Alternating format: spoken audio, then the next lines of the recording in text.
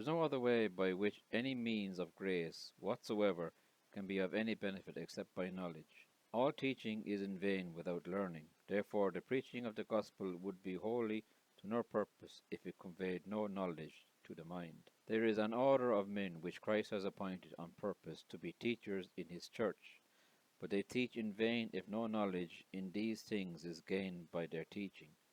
It is impossible that their teaching and preaching should be a means of grace, or, if any good in the hearts of their hearers, other than by knowledge imparted to the understanding.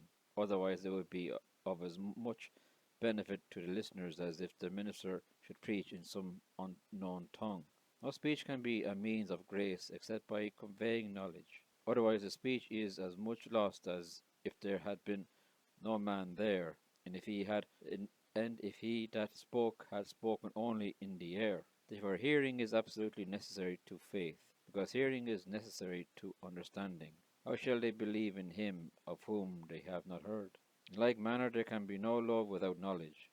It is not according to the nature of the human soul to love an object which is entirely unknown. The heart cannot be set upon an object of which there is no idea in the understanding. The reason that induces the soul to love must first be understood before they can have a reasonable influence on the heart. God has given us the Bible, which is a book of instructions, but this book can be of no manner of profit to us unless it conveys some knowledge to the mind.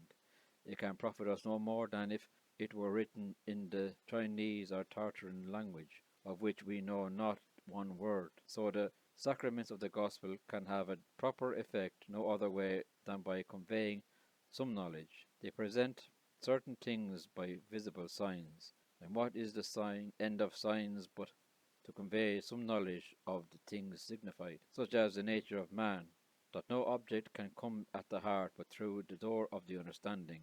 There can be no spiritual knowledge of that of which there is not first a rational knowledge. It is impossible that anyone should see the truth or excellence of any doctrine of the gospel if he does not know what that doctrine is. A man cannot see the wonderful excellence and love of Christ in doing such and such things for sinners unless his understanding is first informed about how these things were done. He cannot have a taste of the sweetness and excellence of divine truth unless he first has a notion that there is such a thing.